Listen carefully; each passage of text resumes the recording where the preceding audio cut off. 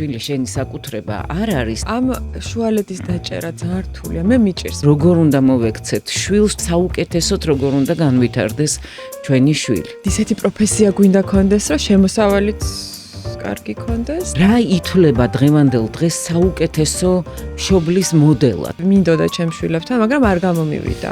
შვილი არის არა მშობლის პროექტი, არც ექსპერიმენტი. რა კრიტერიუმებისგან შედგება რა ეს კარგი შვილობა? ბიჭო თუ დაგარტყა და არტყი, თუ არ დაგარტყა, მაინც დაარტყი. ვაიმე, ასეთ ოჯახში რატო მოხდა ეს? ბავშვს საკუთარ თავს ვერ ასწავლი. ბავშვმა საკუთარი თავი უნდა გამოსცადოს. არ შემარცხვინო. საშინელი სიტყვა. ისეთ გარემოში მოხდა, ისეთ წრეში მოხდა, რომ მეგობრებმა გააფუჭეს. ხო, არიან ასეთი მშობლებიც, რომლებიც ყველაზე მშვენიერს უკრძალავენ შვილს, სიყვარულს. მინდა რომ ჩემი შვილი დავიცვა.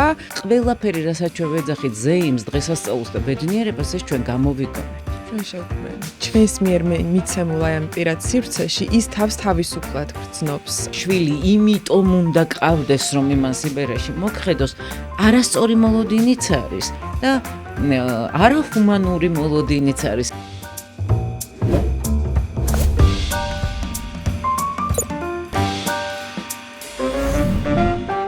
მოგესალმებით, თქვენ უყურებთ გვანცას პოდკასტს, დაგიბრუნდით მომდევნო და ვფიქრობ ძალიან საინტერესო და ჩემთვის სასურველი ეპიზოდით, იმიტომ რომ დღეს გვსტუმრობს ქალბატონი ნათია ფანჯიკიძე, ფსიქოთერაპევტი, რომელთანაც რაღაცნაირად ისეთი პროფესიული დანაკლისი მაქვს.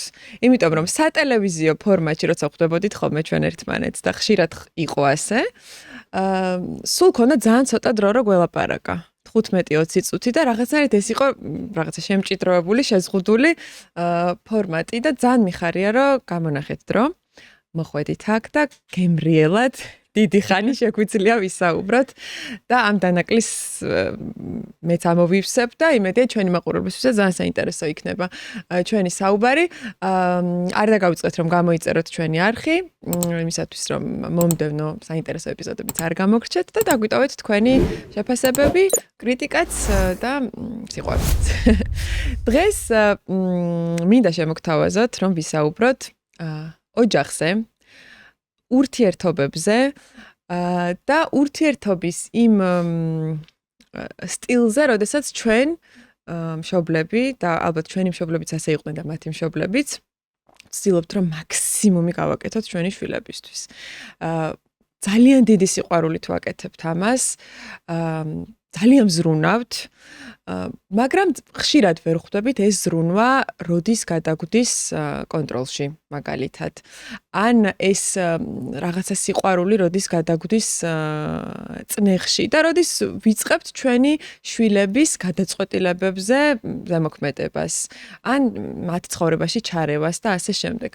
ვფიქრობ, რომ შვილებისთვისაც საინტერესო იქნება და მშობლებისთვისაც ეს თემა, იმიტომ რომ გვინდა რომ კარგი სამეგობრო წრე ყავდეთ და ძალიან ხშირად ვურჩევთ.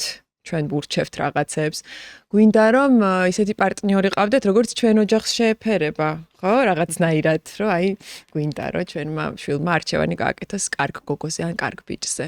კარგი შვილი გვინდა რა, ყველას რო ყავდეს და მოკლედ ისეთი პროფესია გვინდა კონდეს, რომ შემოსავალიც კარგი კონდეს და პრესტიჟულიც იყოს რა, იმიტომ რომ მაგალითად ჩვენ იურისტების ოჯახი ვართ და ხო, შენც უნდა გააგრძელო, ან ექიმების ოჯახი ვარ და შენც რაღაცა რესპექტაბელური უნდა. მოკლედ, ბევრი პატერნებია, რომელიც ხშირად გვიფუჭებს ურთიერთობებს ჩვენი ოჯახის წევრებთან. რა სიტყვით ამ თემებზე? პირველ რიგში მადლობა მოწვევისთვის, ისე გამიხარდა მეც თქვენი დანახვა, რომ რაღაცა განცდა რო გიჩნდება, რომ თურმე მომნატრებია ეს გოგო. უი, რა კარგი. რაც შეეხება თემას, თემა მართლა ძალიან საინტერესო, ზოგადად ყველა თემა და ყველა დასმული კითხვა საინტერესო. თავარია რომ ლაპარაკი რაღაცნაირად გამოგივიდეს, ჩამოაყალიბო აზრი კარგად, ხო? განსაკუთრებით საინტერესოა ეს თემა, რომელიც თქვენ წამოჭერით, იმიტომ რომ ერთ-ერთი ყველაზე მნიშვნელოვანი ნაწილია ადამიანის ცხოვრების, ოჯახი, ყველაზე მყარი ფუნდამენტი და შვილები რაღაცნაირად ქვეცნობიერად ჩვენი უკვდავების გარანტიაც თითქოს და კონტეინერიც ჩვენი ოცნებების, მოკლედ, ერთ-ერთი ყველაზე მნიშვნელოვანი რამ არის და ყველაზე ხშირად ისმის ეს კითხვა, როგორია სწორი აღზრდა, როგორია სწორი დამოკიდებულება შვილებთან.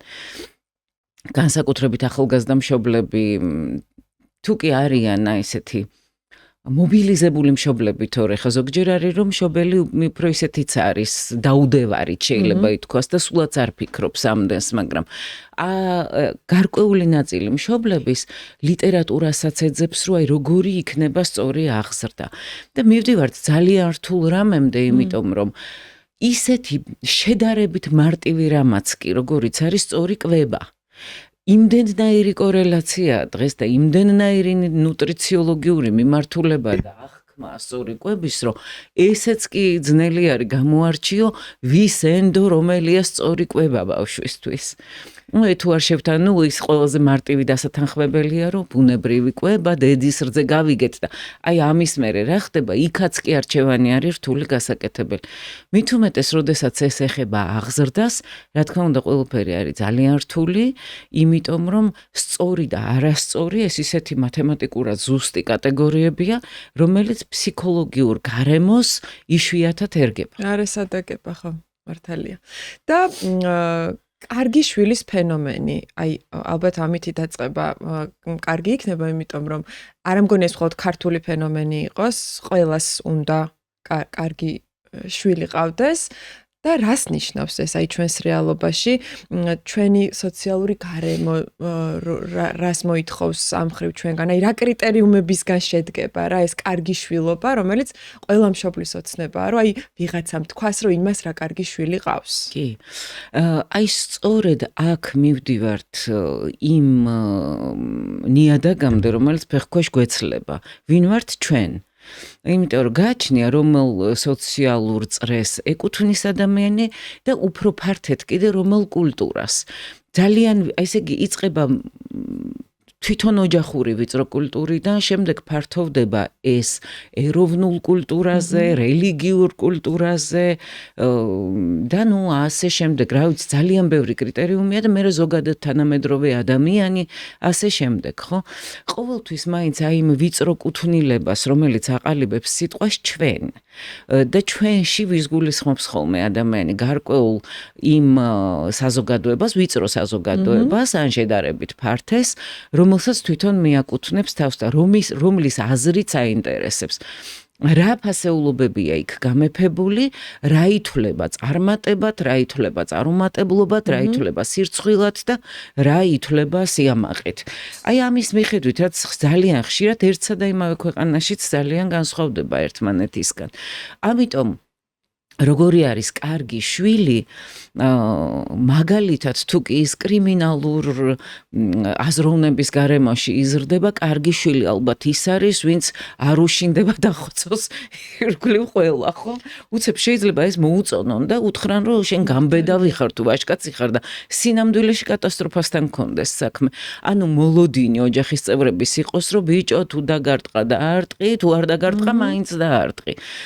თუ ვთქვათ ეს არის განსწავლული სწავლულების ოჯახი, იქნება ეს მეცნიერი, თუ იქნება ეს პედაგოგის სწავლული, აი ამ შემთხვევაში ალბათ კარგი შვილის კრიტერიუმი უფრო მეტად სავარაუდოა, რომ იქითკენ მიდის, რომ იყავი რაღაც განათლებული თუ წიგნები უნდა წაიკითხო წიგნი, რაც შეიძლება ბევრი უნდა ისწავლოს. ჩემმა შვილმა უნდა ისწავლოს, ეხლა ძალიან უტრირებული მაგალითები მოვიყვანე, იმიტომ რომ ჩვენს უცნაურ სინამდვილეში ხანდახან პროფესორი და მკვლელი ერთად არიან ხოლმე, მაგრამ კი და ზუსტად ეს ამოვარდნები არის ხოლმე ძალიან თვალხილული, რომ აი განსწავლულების ოჯახში რომ თქვა უცბად გამოხტება რაღაცნაირი სრულიად სხვა ხასიათი, ძალიან ხშირად ეს არის საჭორაო თემა, რომ აი ასეთ ოჯახში რატო მოხდა ეს, რომ აი ასე ვთქვათ არ იმეორებს ქცევას შვილი ბაბუის, მამის და ასე შემდეგ. რაღაცნაირად აი მანდ ჩანს, რომ ადამიანი როგორი ინდივიდია, ხო, ზოგადად, რომ აი ვიღაცა იმეორებს და ასე ვთქვათ მიყვება ამ ტრადიციულ ჩარჩოს და ვიღაცა გამოხტება და გამოანგრევს. ხო.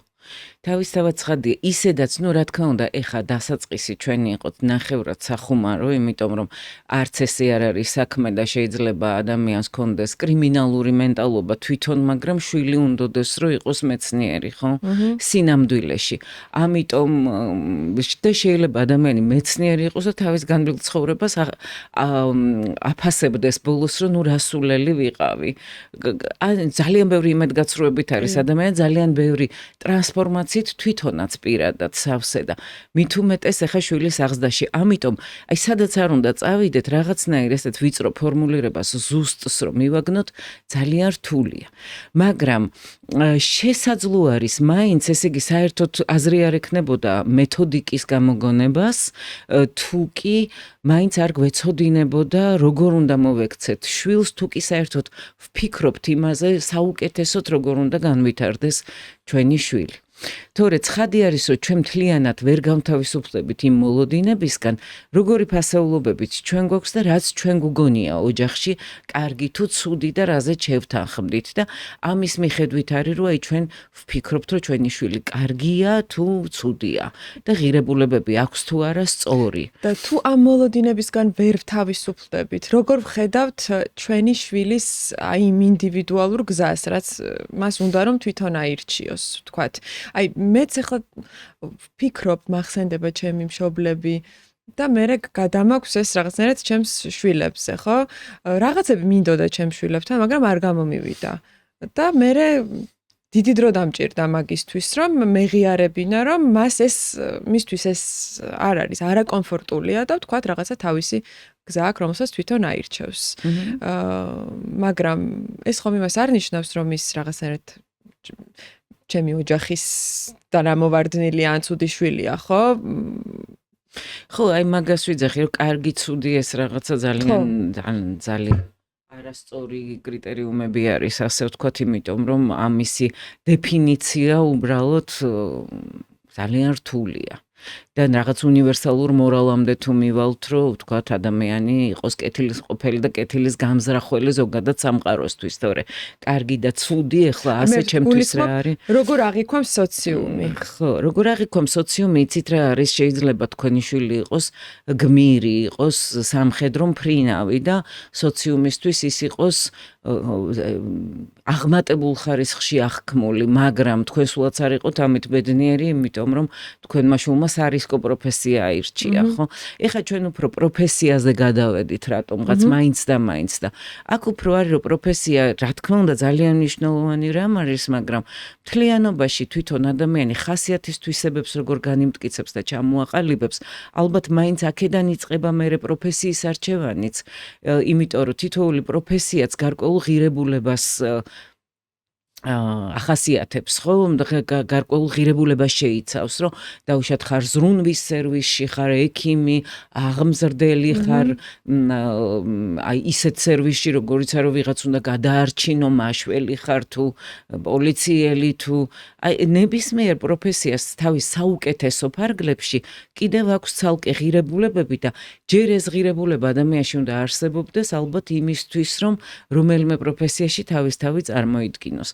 აი ეს ღირებულებები როგორ უნდა განვითარდეს თავისუფლად, აქაც ძალიან მნიშვნელოვანი არის, რომ რა ითვლება დღევანდელ დღეს საუკეთესო მშობლის მოდელად, იმიტომ მშობლის მოდელი შეიძლება იყოს ავტორიტარული. აი, რო ვთქვი და მორჩა გარკვეული სიმკაცრე, რო აი შვილი მტრად გაზარდე, მოყარეთ გამოგადგება თუ რაღაც ასეთი ის, ხო?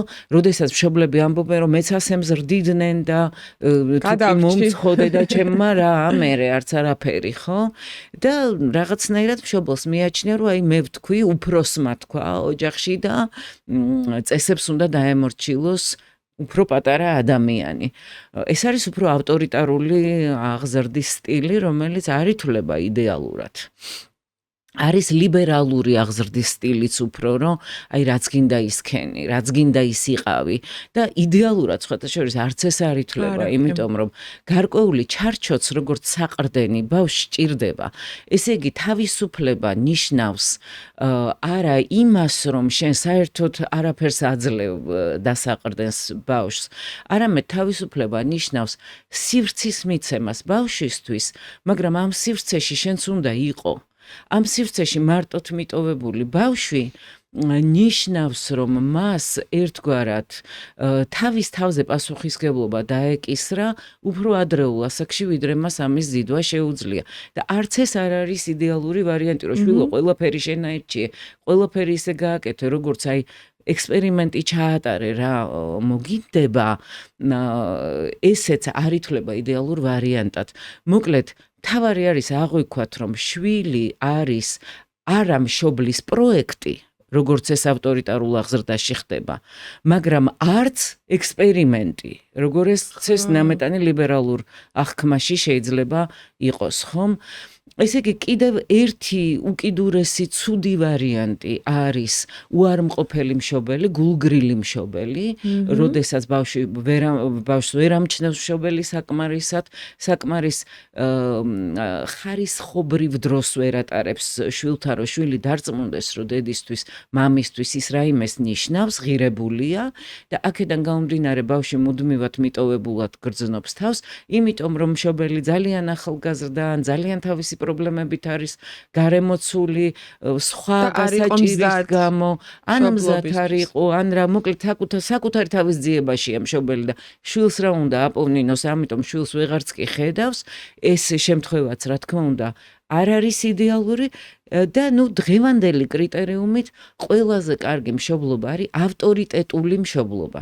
ანუ ავტორიტარული კი არა, ავტორიტეტული, რომ შენ რაც თქვი თვითონ განასახიერებ ამას. მოკლედ მე თუ ჩემს შვილებს ვასწავლი, რომ იცი რა, განიკითხავ ადამიანებს ულმობლად, იჭორავებ, მოექცევი. პირველი შენი რეაქცია იქნება ის, რომ მოდი ადამიანში აღმოვაჩინო ცუდი, ხო? ამას თუ ის ჩემში ვერ ხედავს, თუ მე არ განვასახიერებ ამას და მე თვითონ მომაქ რაღაცა უარყოფითი დამოკიდებულება ზოგადად ვიღაცებზე, რასაკვირველი არის, მე ვერ ვიქნები ავტორიტეტული მშობელი, იმიტომ რომ ბავშვი 12 წლამდე კი მიყურებს როგორც ღმერთს, მაგრამ 13 წლიდან უკვე ეჭვდება, რომ მოიცადე შენ თვითონ არ ღვევ რაღაცა წესებს, რომელ წესაც მე მახვევ თავს და მე გინდა რომ მომიტანო ეს წესი, როგორც აი ჩემში გინდა რაღაც იდეალური ვარიანტი აღზარდო, რომელიც შენ თვითონ არ გამოგსვლია. თუმცა ისიც კარგია, რომ შენ ალბათ ხვდები, რომ ეს უკეთესია, მაგრამ პირად მაგალითს მაინც ვერ აძლევ პირად მაგალითს და რა თქმა უნდა და რა ხდება? აი რა როგორც ძველი რაჭული ანდაზა ამბობს, ვაშლის ხისგან შორს ვერ ვარდება.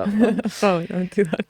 ან შეიძლება დავარდეს შორს გაგორდეს ეს ვაშლი, იმიტომ რომ იმდენად არ მოსწონს ეს ვაშლის ხერო, გეწინააღმდეგება, გაკრიტიკებს მუდმივად და უნდა რომ მეტად უარმყოფელი იყოს შენი, რადგან აღარ სჯერა შენ. ესე იგი, ჩვენ უკვე იქ რომ იდგება საუბარი პროფესიის არჩევაზე, პარტნიორის თუ მეგობრის თუ ასე შემდეგ, უკვე ის რაღაც შეცდომები დაშვებული გვაქვს, ის რაღაც მომენტები უკვე რაღაცნაირად გაფლანგული გვაქვს, ხო, რაც საფუძველი უნდა ყოფილიყო ჩვენი რაღაცა ურთიერთობის ჩვენს შვილებთან. რეალურად ასე არის. ძალიან პატარა ასაკში. ძალიან პატარა ასაკიდან იწყება ეს, რომ ადამიანს მისცე საშუალება ის განვითარდეს საკუთარ თავად და საკუთარ თავად განვითარება ეს არ ხდება დიდაქტიკით. მიდი შვილო შენ იყავი საკუთარი თავი, ამას ესე გარედან ვერ მიაწვდი. ანუ ბავშვს საკუთარ თავს ვერ ასწავლი. ბავშვმა საკუთარი თავი უნდა გამოსცადოს. აი ხა ბერნარდ შოუს ნათქვამი არის ესეთი ძალიან მომწონს, რომ საკუთარი თავიო კი არ უნდა იპოვო, საკუთარი თავი უნდა შექმნაო. და აი ამისი ერთგვარი პერიფრაზივით შეიძლება გამომივიდა ეხლა, მაგრამ ვერ ასწავლი ბავშვს თავის თავს. ვერ ეტყვი, რომ შენ ასეთი ხარ და ასეთი უნდა იყო და ეძებე შვილო შენი თავი და აი შენ და ეს არ მოდის დიდაქტიკით, ეს მოდის გამოცდილებით და ჩვენ აი ამ გამოცდილებაში ხშირად ვერევით. ესე იგი ბავშვმა რომ გამოსცადოს საკუთარი სხეული როგორც სანდო აპარატურა, ის უნდა აცოცდეს ხეზე, მაგრამ ამ ხეზე აცოცებაში ხან ჩამოვარდება, ხან მუხლს იტკენს, ხან რაღაცას მოიტეხავს და ჩვენ კიდევ არ გვინდა რომ ეს გამოსცადოს, იმიტომ რომ გვეშინია ამ ჭრილობების, გვეშინია ამ მოტეხილობების, ხო და ვკივით რომ არ აცოცდე, არ დავარდე, არისა და ეს გამოდის რომ ბავშვი უკვე საკმარისად აღარ ენდობა თავის აპარატურას, იმიტომ რომ მუდმივად ელოდება რომ რაღაც ტკივილი, რაღაც მარცხი უნდა მოუტანოს მან, ხო? ეხა ასევე არის რომ მაგალითად ბავშვს შეცდომა თუ არ დაუშვა, თუ თვითონ არ გაერკვა, სად ეტკინა და სად გაუხარდა ურთიერთობაში, წინასწარ დასწავლილ რომ შვილო ადამიანებს არ უნდა ენდო. რაღაცა იმაროეს გითხრა, ცუდად გითხრა და იქ არ იმეგობრო, აქ არ შეიხედო, ეს არ შეიმეცნო, უკვე გამოდის რომ შენ ექსპერიმენტში თავის თავადყოფნაში, შეგრძნებების განვითარებაში ხელს უშლი.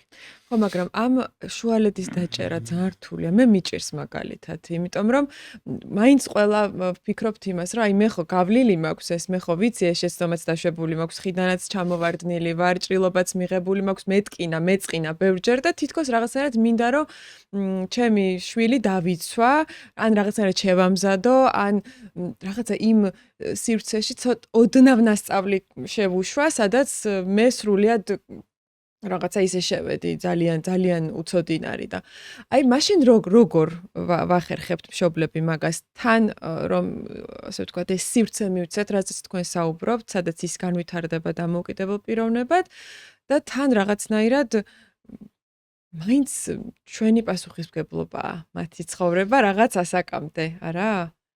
ჩვენ აი ეს პასუხისმგებლობა ხო ასე ვთქვათ, გვამძიმებს მაინც ასე თუ ისე. თუ ეს პასუხისმგებლობა მძიმე ტვირთია და გადადის უკვე შფოთვის ზღვარს მიღმა, მაშინ მშობელმა თავის საკუთარ თავში უნდა აღმოაჩინოს ჭარბი შფოთვა, რომელიც ჯანმრთელი შფოთვის ზღვარს სცდება და მოუაროს თავის შფოთვას.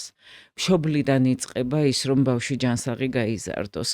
იმიტომ რომ აქ არის, რომ რა თქმა უნდა, ჩვენ ვცდილობთ ბავშვისთვის უსაფრთხო გარემოს შექმნას და რასაკვირველია, ჩვენ მას ვეუბნებით, რომ იცი რა, მაღალი სიმაღლიდან ანუ გადაეკიდები ისე რომ გადავარდნის საფრთხე არ შექმნა, მაგრამ ჩვენ თუ ვეუბნებით რომ საერთოდ არ გადაიხედო მეოთხე სართულის ფანჯრიდან, ხო? ნუ მაშინ ესე სტერილურად წარმოუდგენელია გამოცდილების გარეშე საერთოდ გაიზარდოს ადამიანი. მაშინ ეს ადამიანი ვეღარ დაიბადება ბიოლოგიური დაბადების გარდა, ის ვეღარ დაიბადება როგორც დამოუკიდებელი პიროვნება და დარჩება ერთგვარი ემბრიონის პოზიციაში, რომელიც შემდეგ ყოველი ტკივილის გაყუჩებას შეეცდება ზოგჯერ საკმაოდ არაჯანსაღი არჩევანითაც, მაგალითად ნარკოტიკით, მაგალითად ალკოჰოლით და ან შეიძლება ჩამოყალიბდეს სუფთა სახის, აი ორმაგი დიაგნოზი კი არ ქონდეს, თქო დეპრესია, რომელსაც კურნავს ალკოჰოლიზმით, არამედ ისეთ დეპრესიულ ადამიანად, რომ საერთოდ ცხოვრების ხალისი, სიხარული აღარ ქონდეს და აზარტი აღარ ქონდეს, რომ მოდი სადღაც ცხვირი შევყო ან რაღაცა, მოდი გამოვცადო, უბრალოდ გამოვცადო რაიმე გრძნობა. ესე იგი, მაინც რაღაცა ეს მიდრეკილებების რისკი არის მომავალში, ეს თითქოს წნეხის და არ დაბადებული ადამიანი ბუნებრივად ის არის დეპრესიული ადამიანი, იმიტომ რომ დეპრესიული ადამიანის მთავარი პრობლემა არის ინდივიდუაციის არარსებობა, ინდივიდუაციის გაუბედაობა, ამორფულობა. რომ ის ვერ პოულობს თავის თავს ცალკე აღებულს და სულ არის რაღაცის ნაწილი, მშობლის ნაწილი. ხო, აი მაგალითად დეპრესიული პიროვნების შესახებ არსებობს სხვადასხვა თვალსაზრისი, ხო? იქნება ფსიქოანალიტიკური თვალსაზრისი, ფენომენოლოგიური თუ სხვა, მაგრამ მე ძალიან მომწონს ანთროპოლოგიური ხედვა, რომ დეპრესია ეს არისო არა უგუნებოდ ყოფნა, არამედ არ ყოფნა, მკვდრად ყოფნა. და აი ეს ძალიან საინტერესო განსაზღვრებაა, რომ თუ კი მე არაფერი არც მტკივა, არც მიხარია, არაფერში მონაწილეობ, მაშინ მე ფაქტიურად არც ვარსებობ.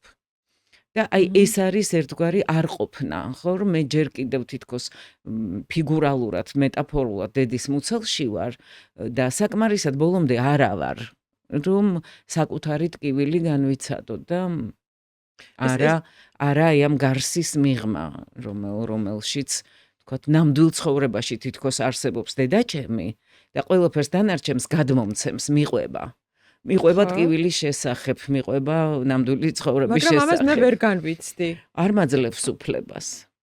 ხო და ამდენად ეს რა თქმა უნდა ძალიან დიდი საფრთხეა, როცა ბავშვი მცირეწლოვანია. და ძალიან ხშირად ხდება, რომ ბავშვი აღარ არის მცირეწლოვანი და მაინც ასე გრძელდება. ის მაინც რჩება როგორც მცირეწლოვანი, იმიტომ რომ ჩვენ გვაქვს ბევრნაირი ასაკი, ჩვენ არ გვაქვს მარტო ბიოლოგიური ასაკი. ბიოლოგიური ასაკი, გასაგებია, ხო, იმდენია, რამდენჯერაც მზეს შემოუარა, თუ მზემ შემოუარა, თუ მზე შემოუარა, თუ ასე, ხო, ერთი წელიწადი, ხო? ხო, არსებობს ქრონოლოგიური ასაკი, ბიომარკერების ასაკი, რომ ბიომარკერებიც ისეთი რამ არის, რომ ცხოვრების წესიდან, ჯანმრთელობიდან გამომდინარე შეიძლება ადამიანები სხვადასხვანაირად ცოტა განსხვავებულად გამოიყურებოდნენ, რომ ვიღაცას ეტყვი, რომ არ გეტყობა, რომ ამდენი წლის ხარ და ვიღაცას თითქოს მეტად ეტყობა, იმიტომ რომ მეტი ტრავმა განიცადა, უფრო ცუდად იკვებებოდა, ასე შემდეგ, ხო? მაგრამ რაც არ უნდა ვიღაც უკეთ გამოიყურებოდეს და მაინც ილუზია, იმიტომ რომ ბიომარკერებიც მაინც ძალიან ზუსტი რამ არის. გარკვეული გრადაციით, მაინც ყველას ერთსა და იმავე ასაკში აქვს პუბერტატი, ერთსა და იმავე ასაკში აქვს ან მოზარდობა, ხო? ერთსა და იმავე ასაკში ვთქვათ კლიმაქტერიული პერიოდი, მოხუცებულობის პერიოდი და მაინც რაღაც ცხოვრების ხანგრძლივობაც თუ კი ადამიანი ძალადობრივად ან დაავადებით არ გარდაიცვალა, მაინც არის საშუალოდ ყველასი ერთი და იგივე, ხო? სტანდარტში ჯდება. ეს არის, მაგრამ სტანდარტში არ ჯდება ფსიქოლოგიური ასაკი და არ ჯდება სოციალური ასაკი. ესე იგი სოციალურად რა როლი გაქვს, სოციალურად როგორი ვთქვათ აი სოციალურად უფრო დაჩქარებული როლები არის, როდესაც 18 წლის ადამიანი უკვე კიდევაც დასაქმებულია, მუშაობს, კიდევაც ცოლი ყავს და შვილი ყავს და ქმარი ყავს და რაღაც ბევრ კიდე აქტივისტია და კიდე საზოგადოებრივ ცხოვრებაში მონაწილე. ეს არის ძალიან ბევრი სოციალური როლი, რომელიც ვთქვათ ყველაფერი ერთად შეიძლება არ ეკუთვნოდეს ჯერ კიდევ გვიან მოზარდობის წლებს, ხო? შეუსაბამოა თუ შესაბამისი ეგეც კულტურის ნაწილი არის ერთგვარად, ზოგ კულტურაში დაჩქარებულია, ზოგში არ კიდებენ ამ პასუხისგებლობას, მაგრამ პარადოქსულიც არის კულტურები, ხო, რომ მაგალითად ახლა 18 წლის მერე შეიძლება ადამიანი წაიყვანონ ომში და ჯარში, მაგრამ ალკოჰოლი არ მიჰყიდონ სუპერმარკეტში. მაგალითად ამერიკაში 21 წლამდე ალკოჰოლს და სიგარეტს არ მიჰყიდიან მოზარდს, ხო? ძალიან ბევრი რამ არის ახლა ისეთი, რაზეც მსჯელობა კამათი შეიძლება, მაგრამ რატომ, როგორ არის გაზომილი.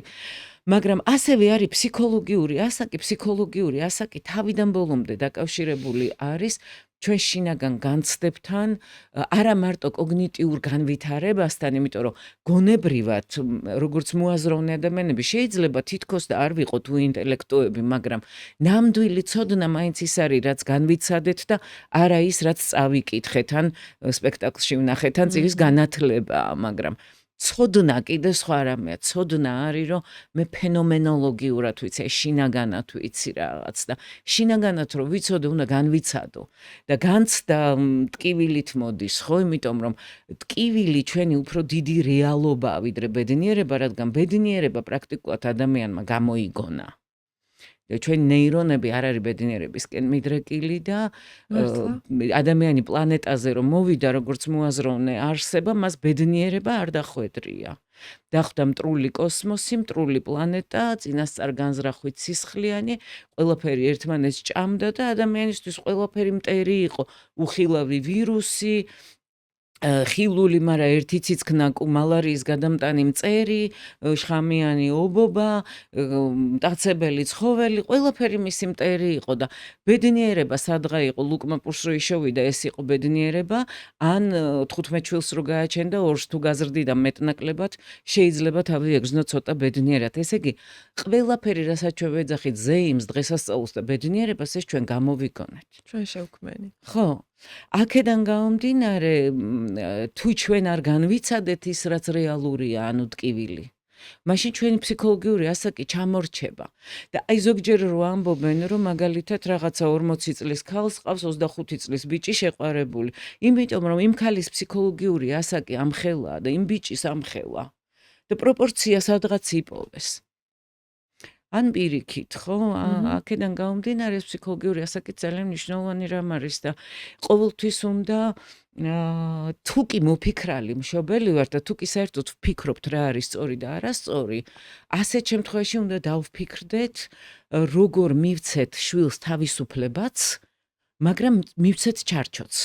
აი ისევ რომ დავუბრუნდე ლიბერალური უჩარჩოობისა და ძალიან მამის ფიგურის ავტორიტარულობაში, იმიტომ რომ მამის ფიგურა ფსიქოლოგიაში ითვლება არა როგორც მაინც და მაინც ბიოლოგიური მამა, არამედ როგორც სამყაროს წესრიგი.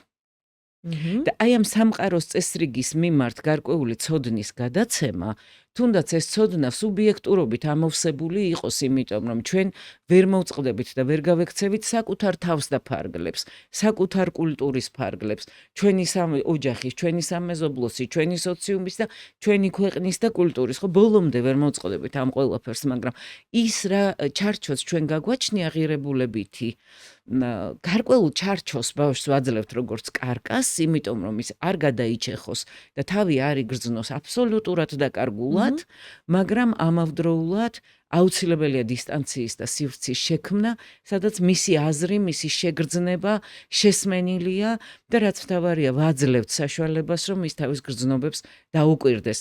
თუნდაც იმ ტკივილის გრძნობას. ხო, თუმცა ეხლა ვფიქრობდი, რომ მამისაც და დედის დამოკიდებულებებიც აღზრდის საკითხებში განსხვავებულია გოგოს და ბიჭის მიმართ. ეს ქართული რეალობისთვის დამახასიათებელია ალბათ, მაგრამ აი მამა მაგალითად ბიჭს ზრდის სხვანაირად, აი ოჯახში არის რომ კი შენ უფრო ვთქვათ მეტი სიტყვა გეთქმის, შენ გაქვს მეტი თავისუფლება, შენ შეგიძლია მოხვიდე ღამის პირველ საათზე სახლში, მაგრამ გოგო უნდა მოვიდეს უფრო ადრე, იმიტომ რომ გოგოა და ასე შემდეგ. აი ეს დისონანსი სქესთა შორის დამოკიდებულებაში, აი როგორ ავითარებს მე მათ ცხოვრებას?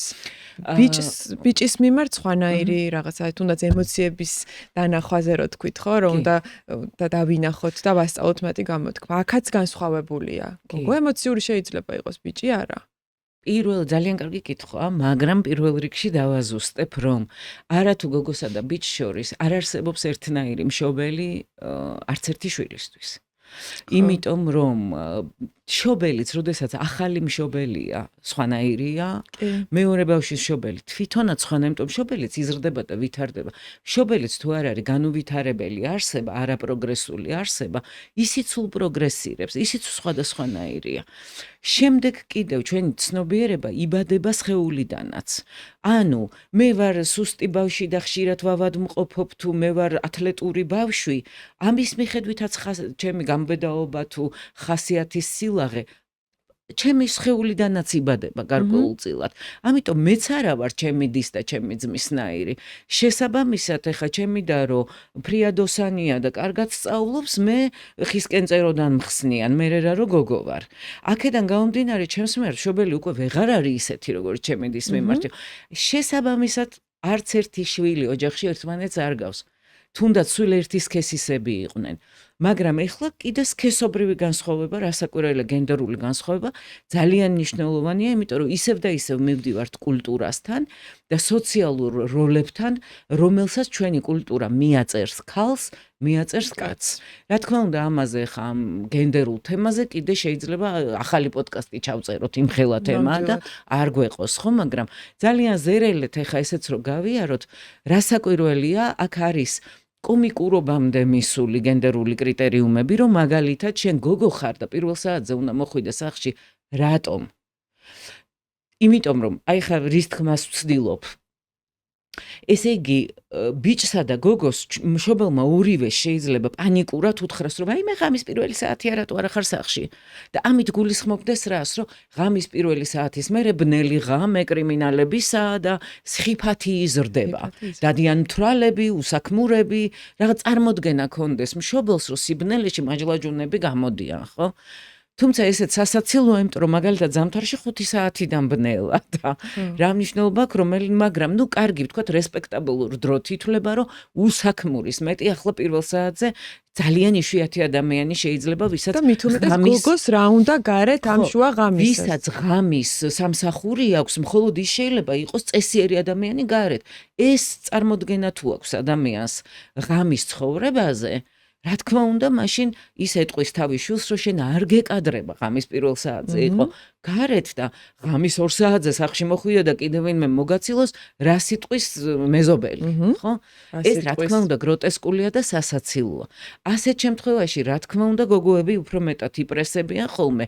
თითქოს ასევე სიბნელისა არ იყოს, უწესო ცხოვრებას მაინც და მაინც საათობრივი ჩარჩო ქონდეს და არ შეიძლებოდეს, რომ თუ კი ადამიანს რაიმე უნდა, რომ უკადრისი ბრჭყალებში ჩაიდინოს, ან კი საღამოს 7-ზე ამას ვერ იცავს. ან კი ვინ განსაზღვრა რა არის უკადრისი ის, რომ შენ საკუთარ ცხოვრებას სიბნელეში ეძებ თუ მზის შუქზე.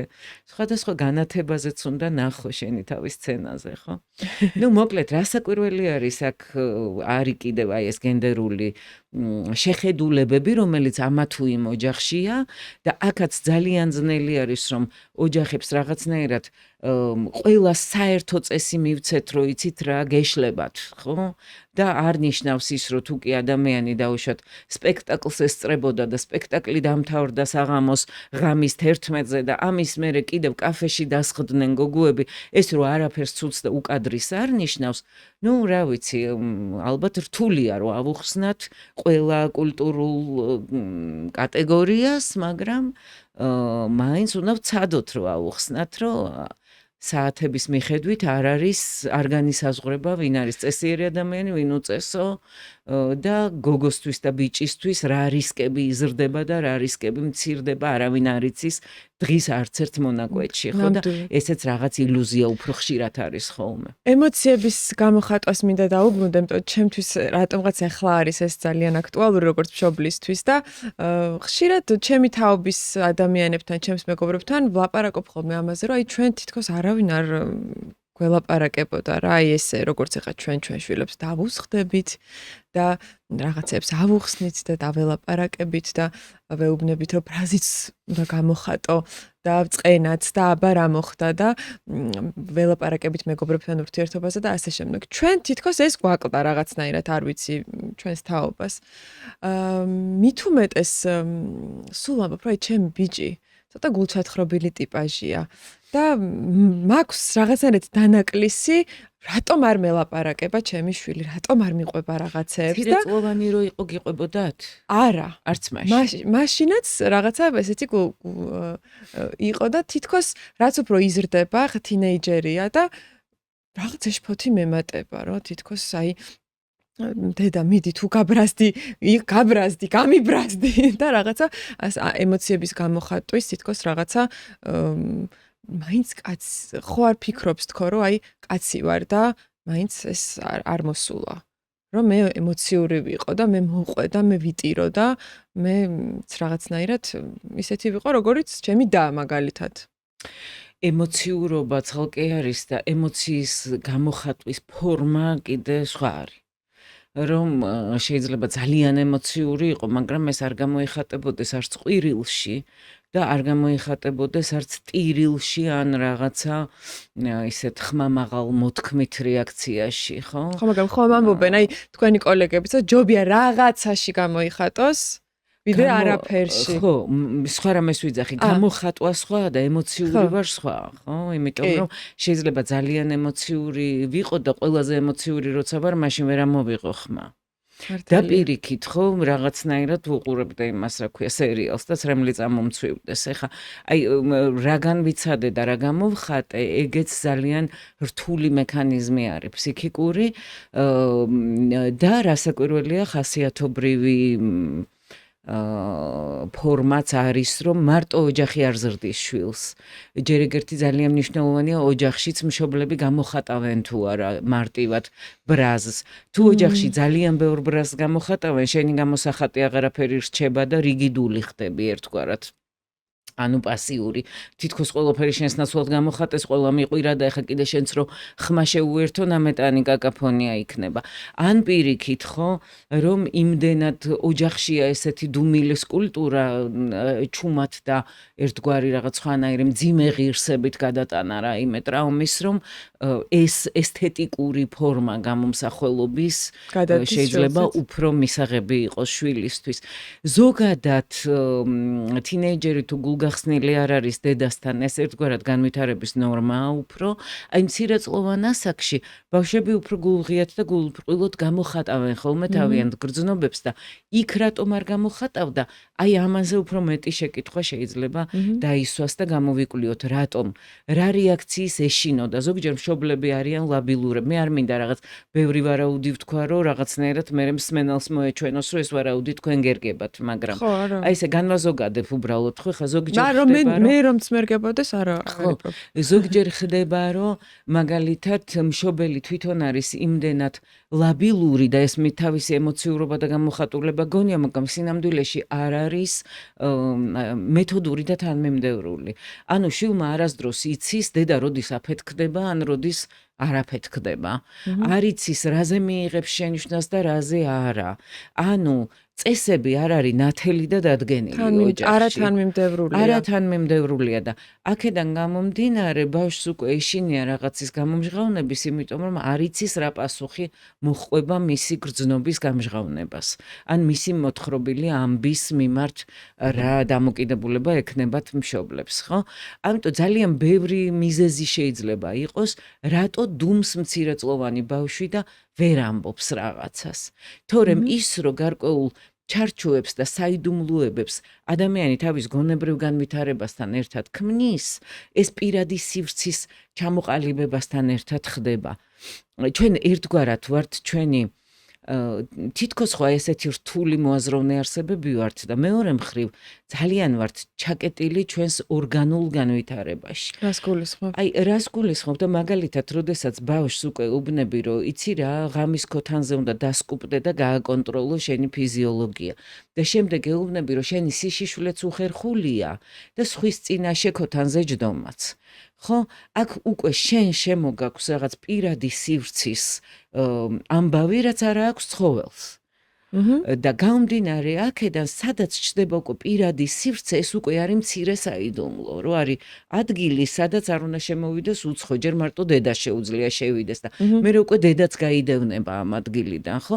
და ჩნდება საკუთარი სხეულის დაფარვის ინსტინქტი და აი აქედან ჩდება უკვე საიდუმლოც, რომელიც ერთ-ერთია, რაც ცხოველისაგან ადამიანს განასხვავებს, ხო? საიდუმლოც არის ესეთი გონებრივი კრიტერიუმი, რომელიც ადამიანს უჩნდება მცირეწლოვნებიდან, იქიდანვე, როგორც კი რაღაც უკვე დაფარა. და ეს ხდება მხოლოდ რაღაცა მის სივრცეში, რომელიც ასევე ჩვენი მიცემულია. ჩვენი შემოსაზღვრულია, ხო? და მას ხო, ადამიანი რადგან ამით განსხვავდება სხვა ცხოველებისგან, იმიტომ რომ ადამიანის გარკვეულწილად ცხოველია თავისი ფიზიკური არსებობით, ამიტომ ეს პირიქით ჩვეულებრივი რამაც არის, რომ ყველაფერი ფილტრის გარეშე აღარასდროს მოხდება ადამიანის ცხოვრებაში. და როგორ უნდა მივხვდეთ? თუ კი იქ რაღაც პირიქით ეს ფილტრები თუ მოირღვა, უკვე რეგრესთან გვაქვს და დემენციასთან ან დეგრადაციასთან გვაქვს საქმე. და როგორ უნდა მივხვდეთ ჩვენ მშობლები, რომ აი ჩვენს მიერ მიცემულ აი ამ პირად სივრცეში ის თავს თავისუფლად გრძნობს. ანუ რომ იმისი მხრიდანაც რაღაცნაირად სწორად არის დანახული და ხო, კი, მე გაამართლა ამან ასე ვთქვათ, რომ მე სწორად მივდივარ.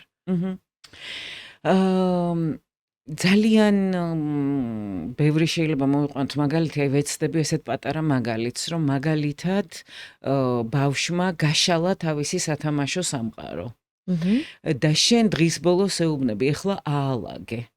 ანუ სამყარო, რომელიც მან მოაწყო, დღის ბოლოსვე უნდა დაიშალოს და ამ დროს ის შეიძლება რთულ ნეირონები ვითარდება თამაშში, როცა ის აი მთელ ამ სამყაროში რაღაც სტრატეგიას წარმოისახავს და არ დაუსრულებია ეს თამაში, ხვალაც უნდა გაგრძელდეს ზეგაც და კიდე ერთი კვირა და ვინ იცის მთელი წელი. ამიტომ აი ასე უაპელაციოდ ავყაროთ ეს და ჩავაყყაროთ კალათაში, ეს სულ იქნება დაუსრულებელი სამყარო. არა და წესრიგი იმან მოაწყო სამყარო. მაგრამ ამ სამყაროში შენ განვითარება არაცადე მოვლენებს. ესე იგი, როგორ გავწმინდოთ მაშინ ეს ტერიტორია, ხო, მუდმივად ხო არ იქნება მისი ნებართვით და ხანდახან. აი რაღაცნაირად უნდა ავიტანოთ ის ჩვენი გაგებით ქაოსი, მაგრამ რაღაცა კუთხე უნდა მივცეთ, რომელშიც მან გაშალა მაგალითად ბარბილენდი თუ გოგოა. ან თუ ბიჭია, აი რაღაც თავისი სათამაშო არეალი, ხო? ის შედის იმ სათამაშო არეალში და იქ წარმოისახავს განვითარებას და თუ კი შენ მუდმივად ხოლმე დაწყების უფლებას აძლევ და დაიღალა ახლა ბავშვი 1 საათში აღარ თამაშობს. აი ყოველთვის მე შეიძლება დიდობაშიც მან მალევე შეწყვიტოს ყოველი თავის წამოწყებული საქმე. ანუ ვეღარ განავითაროს იქ შინაარსები, იმიტომ რომ აღარასდროს აცადე შენ რომ ეს ყველაფერი არ მიენგრია, ისე ვიღაცას არ წაეშალა და არ ქონოდა შიში რომ რა აზრი აქვს ახლა მე გადავდგა ნაბიჯები, თუ მოვა ვიღაცა სხვა დიდი ადამიანი ჩემზე დიდი და ამას ცოცხს გამოუსვამს, ხო? აი არ ვიცი ახლა რამდენად კარგად წარმოვადგინეს, მაგალითი, იმიტომ რომ ბევრნაირი კუთხიდან შეიძლება დაგვენახა ახლა ეს რაღაც ერთი მეტაფორული სცენარი. სწორად მივხვდი და ჩემი თავი ხშირად დამიჭერია მაგაში, რომ აი მაგალითად რეჟიმის დაცვა ძალიან ხშირად აზიანებს ბავშვის ინტერესებს. ხო? აი მაგალითად საღამოს რაღაცა მოდის ძილის რიტუალი, თქვათ შუადღეს რაღაცა კვების გარეთ გასეირნების ან ასე შემდეგ, ან რაღაცა თამაშობს მეგობართან ერთად და ეხლა წასვლის დროა. აი ეხლა დაიწყო თამაში და უკვე წასვლის დროა, ხო? მაგრამ მეორეს მხრივ ისევ იმ თემას ვუბრუნდები, რომ მშობელი თითქოს რაღაც თავის მოვალეობად ამას მიიჩნევს, რომ ეს რეჟიმი რაღაცნაირად დაცული იყოს და აი ბოლო მაგალითიდან ჩანს, რომ თქვათ შესაძლოა ამ დროს რაღაცნაირად ისეთ დროს ვწყვეტთ აი ამ ბავშვის განვითარება თავისი სამყაროდან ისეთ დროს გამოყვავს, როცა ეს არ არის სასურველი. ორი სხვადასხვა რამ არის, გვანცა. ორი სხვადასხვა რამ არის, იმიტომ რომ ჩვენ აი როცა მევახსენე ჩარჩოც სჭირდება ადამიანს, ხო, ჩარჩოს ერთ-ერთი ნაწილი არის რეჟიმი. რეჟიმი არ უნდა იყოს აკვიატებაში გადასული, რომ დედამ რო ერთხელ გამოაცხადა, რომ შენ იძინებ 9-ზე, არასოდეს არ მოხდეს გამონაკლისი, ეს უკვე დედის მგრძნობიარობის საკითხია, თუ ბავშვი განსაკუთრებით საინტერესო რამეს აკეთებს, ან განსაკუთრებით საინტერესო ფილმს უყურებს და აი მთელი გრძნობით არის ამ ფილმში ხანდახან მაინც და მით უმეტეს იმ დროს, როცა ვთქვათ მეორე დღეს სკოლა არ აქვს და არსად დააგვიანდება. ზოგჯერ უნდა მივცეთ ამის დარღვევის უფლება, რომ ბავშვი დარღვევების მიმართაც არ იყოს პანიკურად განწყობილი და მომავალში არ ეგონოს, რომ თუ კი რეჟიმი დაერღვა, რაღაც კატასტროფა მოხდა მის თავს და ეხლა ავად გახდება, ეხლა მეხი დაეცემა და ეხლა უბედურება დაემართება, ხო? მას უნდა შეეძლოს თავისუფლად დაარღვიოს რეჟიმი, როდესაც ეს ამად ღირს. მაგრამ სხვა შემთხვევაში ჯანსაღი ობსესია, ჯანსაღი აკვიატება, ჯანსაღი რუტინა, ის რომ მე დილა შხაპი გადავივლე, კბილები გამოვიხეხე, მოუწესრიგდი ფორმაში ჩავდექი, ეს არის სწორედ ის ჩარჩო, რომელიც ჩემს თავს ქაოსს გამოგლეჭს და მე მაქვს ერთგვარი წესრიგი, როგორ დავგეგმო დღე და ამის ცოდნა გამაჩნია. ასე რომ სწორი კვება, სწორი რეჟიმი, ჰაერზე ყოფნა, ფიზიკური აქტივობა თუ აი გინდათ თქვენ რო ახსენეთ, რომ ტრავმებიო მე რო რაღაც მოვიტეხე, აღარ მინდა ჩემმა შვილმა მოიტეხოსო, ეს ხო არ ნიშნავს იმას, რომ ბავშვი პლუსის სათამაშოსავით დავდოთ დივანზე, არა? და არ გავანძრიოთ. მაგალითად შეიძლება რისკი შევამციროთ, რომ იმისთვის რომ სხეულს უკეთ ფლობდეს, სპორტზე მივიყვანოთ, სადაც მასწავლებელი სწორ მოძრაობას ასწავლის, მაგრამ არც იქ არ არის 100%-ით დაზღვეული, რომ არაფერს იტკენს, ხო? მაგრამ მეტნაკლებად მისი სხეული გაკონტროლებულია იმით, რომ სწორად ვასწავლეთ წაქცევა. ან ეს გასაგები არის, რომ რაღაცა ვქნათ. ასე რომ ის რომ მაგალითად ახლა სტუმრათაც ბავშვს ვერ დატოვებ, მუდმივად ამისი ცოდნაც რომ რაღაც სიხარულის მომენტებიც წყდება, აი ეს სიხარულის მომენტებიც ესეც უნდა იყოს ჩვენს ცოდნაში, ეს გულის წყვეტაც, რომ მომდევნო სიხარულის მეყო, მაგრამ მე დამამახსოვრდა ამაზე ფიქრი და შთაბეჭდილება იმიტომ რომ ის სიხარული გაქრება როგორც კი მოყირჭდება და აი იმდენხანს ვიყავით მე და ჩემი მეგობარი, რომ განსაკუთრებული ერთმანეთის სტიმულირებისგან უკვე ჩხუბში გადავიდა ეს ყველაფერი და ბედნიერება შეიცვალა წყენით, სულ არ არის კარგი. ამიტომ ჯობს რომ შეწყვიტოს და დაამახსოვრდეს რაღაც როგორც არასაკმარისი, მაგრამ მშვენიერი, რომელთან დაბრუნებაც სჭირდება. ოღონდ ხანდახან ის რომ ოდნავ 10 წუთიც რო გეხვეწება, ის 10 წუთი გადააყოლო რა, უნდა აუცილებლად. ერთი ჩემს მეგობართან, ჩემს ახლობელთან ესეთი დავა გამახსენდა რაღაცა სიტყვას ძალიან ხშირად მოაყოლებს ხოლმე ესეთ ფრაზას, აი შვილთან მიმართებაში. აბა შენიცი ხა, არ შემარცხვინო. და სულ რაღაცნაირად ცუდად მხვდება ხოლმე ეს ყურში, რომ აი ეს ერთი შეხედვით ის ამბობს ამას როგორც აბაშენიცი და წარმატებებს კი სურვებ რა, აი დაახლოებით. მაგრამ სულ მაქვს ხოლმე ამის შეგრძნება, რომ აი ეს არ შემარცხვინო. საშინელი სიტყვა. ხო, არ შემარცხვინო, თითქოს რაღაცა ოჯახი არ შეარცხვინო და შენ ყველაფერი კარგად უნდა გამოგივიდეს იმისათვის, რომ შენ მიეკუთვნო ამ ოჯახს, რომელიც არასოდეს არ უნდა შერცხვეს. აი ამ სირცხულზე და ოჯახის გავლით ასე ვთქვათ, აი ამ ფენომენზე მინდა რომ ვილაპარაკოთ, რას ნიშნავს, რატო არის ეს ფრაზა დამკვიდრებული ჩვენს ლექსიკონში ასე, არ შემარცხვინო. არ შემარცხვინოს, ხუმრობით თუ ვეტყვით შვილს ან ვინმეს ხანდახან, მაშინ ხო თორე სხვა შემთხვევაში აი ეს სიტყვა სირცხვილი რაღაცნაირად საშინელება არის ხო, იმიტომ რომ ბრალეულობის სირცხვილი ყველაზე სასტიკი გრძნობა, რომლის გამო შეიძლება ადამიანმა თვითმკვლელობაც კი ჩაიდინოს ზოგჯერ და ამიტომ აი ამ სიტყვის ეს არც დევალვაცია ვარ გარო, აბსოლუტურად არაფრის მიმართ უხერხულობას არ განვიცდიდეთ, ანუ არც გაუფასურება ამ სიტყვის, ამ რაღაც ყოველწამიერი არ შემარცხვინოთი, მაგრამ არც რაღაც როგორც განგაშის ჩართვა, რომ თუ კი რაიმე ოდნავიც კი არასწორად გამოვიდა, ეს არის საშინელი სირცხვილი და საშინელება, რაც შეიძლება რომ ადამიანს დაემართოს. სემანტიკურად არასწორი შეგონება, ასე ვთქვათ, და შეძახილია ადამიანისთვის. ნუ ჯობს თუ მეგობარი ამას გაიაზრებს და შეცვლის რაღაც სხვა სიტყვით. აბა შენიცი ყოჩაღად. ყოჩაღად. აი რაღაცა, ხო. და ზოგადად რაღაცნაირად ესე მუდმივად ცხოვრება იმ რაღაც ნორმების მიყოლით, რაც შემოგთავაზა ოჯახმა. ამას ალბათ ადამიანები ხშირად გაუცნობიერებლად აკეთებენ, ხო?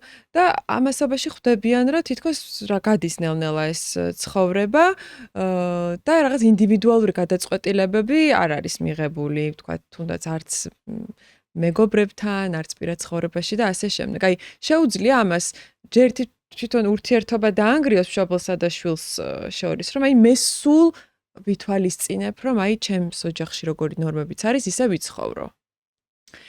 თუ კი ზრდასრული ადამიანი აცნობიერებს, რომ მუდმივად სხვის აზრებს ითვალისწინებს, თუ ეს უკვე გააცნობიერა, წინ გადადგმული ნაბიჯია და ამაზე უნდა იმუშაოს, იმიტომ რომ ეს ნიშნავს, რომ ოჯახში ბავშვობაში დაარღვიეს მის წინაშე სწორედ ის ავტორიტარულები იყვნენ მშობლები და არ დაუტოვეს შვილს განვითარების სივრცე, მაგრამ არასდროსაა გვიან რაიმე შევცვალოთ. ხო, შეიძლება ტენდენცია რაღაცა ძალიან რთულად სანგრევი იყოს, მაგრამ თუ კი ადამიანმა ეს გააცნობიერა, რომ მე ჩემს მაგივრად ვერასოდეს მივიღე გადაწყვეტილება და სულ ისე ვაკეთებდი ყველაფერს, რომ დედას არ შერცხვენოდა და მამას ეამაყა, ეს საშინელება. ეხა მეორე საკითხი ისიც არის, რომ შეიძლება შვილი აღტაცებული იყოს თავისი ოჯახით და ესეც რაღაცა არ არის სწორი, რომ კრიტიკა საერთოდ არ კონდეს საკუთარი ოჯახის წევრების მიმართ, იმიტომ რომ კარგი მშობელი არ ნიშნავს შეუცდომელ მშობელს. კარგი მშობელი ნიშნავს მშობელს, რომელიც ეცადა საუკეთესო გარემო შეექმნა შვილისთვის, მაგრამ თუ ჩვენ შეცდომებსაც არ დაუშვებთ და ვერაფერზე შვილები გვაკრიტიკებენ, ისეთი ძლიერი ხეები ვიქნებით, რომელსაც იმ ხელა ჩრდილი აქვს, რომ შეჭამა შვილი. ხო, მზე აღარ დაუტოვა რა. იმიტომ რომ მთელი მზე შენ წაიღე, ისეთი დიდებული ხარ. ასე რომ ჩვენი შეცდომებიც მშვენიერია, რომ შვილმა დაინახოს, რომ ჩვენ ჩვეულებრივი ადამიანები ვართ, ჩვენი კრიტიკა შეიძლება და ჩვენი საქციელის არ გამეორება შეიძლება. თუმცა არც ის ვარ გა, როდესაც ახლა შვილს სასტიკად არ მოსწონს საკუთარი ოჯახი და სხვენია საკუთარი ოჯახის და სულ ცდილობს, რომ აი ამ ოჯახის მსგავსი არ იყოს, ესეც კრიზისია, იმიტომ რომ ეს ოჯახი ჩვენი ფესვი მაინც არის რაღაც ტერიტორია, რომელიც თუ ასე სამარცხვინოთ მოყვება გვთრგუნავს, მაგრამ თუ რაღაც მისი დიდებულებით გადარეულები ვართ, უკვე სადღაც არასწორები ვართ, ხო? იმიტომ რომ ჯანმრთელ გარემოში ადამიანებს ეშლებათ. მოკლედ, ჯანსაღი ფსიქიკური განვითარება ის კი არ არის, რომ ან სირცხვილი არ უჭამოთ, ან შეცდომა არ მოგვივიდეს, ან რაღაცა არასწორად არ გამოგვივიდეს და არასოდეს მარცხი არ მოგვივიდეს. არამედ ჯანმრთელი განვითარება არის აი ამ მარცხის მიღმა ფეხზე წამოდგომის უნარის ქონა, სტრესის და მარცხის მონელების უნარი და გზის გაგრძელების უნარი. ხშირად გაიგებთ ალბათ ასეთ ფრაზას, რომ აი მე ყველაფერი გავაკეთებ. ჩემ შვილს შევუქმენი საუკეთესო პირობები, მაგრამ ისეთ გარემოში მოხვდა, ისეთ სტრესში მოხვდა, რომ მეგობრებმა გააფუჭეს და არის ხოლმე ძალიან დიდი, ასე ვთქვათ, განხილვა ამაზე, რომ აი როგორ სტრესში მოხვდება ჩემი შვილი, ეს მოახდენს მასზე მის ცხოვრებაზე, ასე ვთქვათ, ყველაზე დიდ გავლენას, რა გზით წავა რა. ჩვენი შვილი და მისი მეგობრები, მისი გარემო. მისი გარემო. ეხლა სოციალური გარემო ნამდვილად ბევრს ნიშნავს. რა თქმა უნდა, იმიტომ რომ შვილი არ ვითარდება მხოლოდ ოჯახში. ერთი არის ეს ოჯახი, იქ როგორი მმართველობის სტილია და როგორი დამოკიდებულება ბავშვთან, როგორი კულტურული ატმოსფეროა და ამის შემდეგ უკვე ბავშვი გადადის უფრო ფართო სოციუმში. რადგან ადამიანი არის სოციალური არსება, სოციალური ტვინის განვითარება იწყება 3 წლის ასაკიდან. 3 წლიდან უკვე ბავშვს შეუძლია სხვას ეთამაშოს, ცოტა ხანს ათხოვოს სათამაშო, ცოტა ხანს რაღაცა ერთმანეთს ეთამაშონ უკვე და ესე ცალ-ცალკე ნაკლებად უფრო მეტი დრო დაუთმონ ერთმანეთთან ინტერაქციას, ხო? აი აქედან მოყოლებული სოციალური ტვინის განვითარება გარკვეულ კონფორმიზმის განვითარებასაც მონიშნავს. იმიტომ რომ ჩვენ თუ აბსოლუტური ნონკონფორმისტები ვიქნებით, ანუ აი საერთოდ არ გვაინტერესებს ჩვენი სოციუმის აზრი, ეს სოციუმი არ მიგვიღებს და გადმოგვაფურთხებს მაშინ. ესე იგი მიზანი არის, რომ ოჯახშივე ვისწავლოთ ინდივიდუალიზმის დაცვა, იმიტომ რომ უკვე გაგვთქვიფავს შემდეგ აუცილებლად გაგვთქვიფავს ჩვენი სოციუმი. ესე იგი, როდესაც მე ვიძახოდი, რომ რა არის სწორი აღზრდა და რა არის არასწორი აღზრდა და ეს მეთქი დიდწილად კულტურაზეა დამოკიდებული თქო, აი ფართე კულტურაც მაგალითად როგორ არის, ხო, რომ რომელიღაცა კულტურაში მოხუცის პატივისცემა, მშობლის მორჩილება ითვლება კარგად აღზრდილ შვილად და კოლექტიურ კულტურაში კონფორმიზმი ითვლება, რომ ჯიგარია, მეგობრულია, დადებით თვისებად და ინდივიდუალისტურ კულტურაში ითვლება, რომ თვითგამოხატვის ძლიერი ფორმა, ნონკონფორმიზმი, რაღაცა ისა რა ქვია, დამოუკიდებლობა არის ბევრად უფრო მაღალი თვისება, ხო? ნუ ჩვენ სადღაც მე მგონი ეხლა ვხდებით ცოტა უფრო ინდივიდუალისტები, ცოტა უფრო რადგან ინდივიდუალიზმი არა მხოლოდ ქართულ ჯიგრულ კულტურაში იკრძალებოდა ბრჭყალებში, არამედ მერე საბჭოთა კავშირში იკრძალებოდა, რომ რამით ვინმესგან გამორჩეული ყოფილიყავი, ამიტომ გარკვეულწილად ეს ჩვენს გადმოგვეცა, ასე ვთქვათ და აქედან გამომდინარე, მე მგონი აი ხა ახალი თაობა უფრო მეტად სწავლობს, როგორ თუნდაც გარეგნული მხრივ შეიძლება ჯერ კიდე თვისებაში არ იყოს შესული, მაგრამ თვისებას უკვე კოსტიუმით უპირისპირდებოდეს, ხო რა აცვია, სხვან თავისებურად აცვია, თავისებურად გამოიყურება. მოკლედ სოციუმის ზეგავლენა განსაკუთრებით ძლიერი არის მოზარდობის ასაკში, რადგან მოზარდობის ასაკში მთავრდება ის ბავშვობის ტკბილი ხანა და იწყება უკვე საკუთარი თავის კიდევ ერთხელ საკმაოდ სასტიკ ასპარეზზე გამოცდა. მაშინ, როდესაც დიდ კრიზისშია ადამიანი. ესე იგი, მოზარდობის დროს ადამიანი კიდევ ერთხელ იბადება თავიდან საკუთარ სხეულში. პრაქტიკულად პირდაპირ გაგებით, იმიტომ რომ სხეული რადიკალურად იცვლება. ისე როგორც აი ადამიანს აქვს 8 ძირითადი კრიზისი, 4 ბავშვობაშია, განსაკუთრებით ძლიერია ეს პუბერტატის პერიოდი და შემდეგ კიდე არის მაგალითად შუახნის ასაკში, კიდე თავიდან უნდა შევეგუოთ ჩვენს ახალ სხეულს, რომ რაღაც ცვლილებებს და შემდეგ უკვე მოხუცებულობაში აი რომ გადავაბიჯებთ, კიდევ თავიდან უნდა ჩავსახლდეთ ჩვენ სხეულში ჰარმონიულად და დავეთანხმოთ ამგვარ ფორმას, რომელიც მოგვცა ბუნებამ, ხო? და აი მოზარდი, რომლის სხეულიც რადიკალურად იცვლება, აი ამ სხეულსაც კი თავიდან უნდა მოერგოს. ძალიან ფართოვდება ის ასპარეზები, რომელშიც თავი უნდა დაემკვიდროს და ფორმები, რომელშიც უნდა, როგორ ფორმაშიც უნდა განვითარდეს, აქ რა თქმა უნდა, მშობლის ავტორიტეტი, მასწავლებლის ავტორიტეტი, უწინდელი ავტორიტეტები უკვე დამსხვრეულია და ძირითადი ავტორიტეტები ხდებიან აი ის საკულტო ფიგურები, რომლებიც არიან რაღაც საჯარო ფიგურები, ვინც მოზარდებს მოსწონთ და ის მოზარდები, რომლებიც მათ მოსწონთ და რომლებსაც უნდათ რომ ემეგობრონ და მიეკუთვნებოდეთ. ამიტომ ახლა მთლად ტყუილი მაგაში არ არის, რომ თუ კი ბავშვი მოხვდა ისეთ გარემოში, სადაც მაგალითად აგრესიული ქცევა ითვლება კარგ ტიპობად, ასეთ შემთხვევაში დიდი შანსია, რომ ბავშვი შეეცადოს, რომ გამოავლინოს ასეთი ქცევა, იქ სადაც სხვა ტიპის ინტერესებია, რა თქმა უნდა. და ისევ და ისევ თუ გვინდა, რომ აი აქაც ბავშვმა შეძლოს, რომ ჯოგურ კონფორმის, ჯოგურ ქედის მოხრას იმ საზოგადოებისთვის, ვისი კუთვნილებაც ადამიანს უნდა პაწაწინა თავისუფალი აზრი მაინც დაუშვას. აი ზრდასრულებსაც შეამჩნევდით სოციალურ ქსელებშიც მოჩანს რაღაცნაირად, რომ მოდი დავიყენოთ ჩარჩოები, რაღაცა ფრეიმებს ეძახიან, ხო? აი დავიყენოთ რაღაცა, იმიტომ რომ გამოვხატოთ ერთი და იგივე აზრი რაიმეს მიმართ, ხო?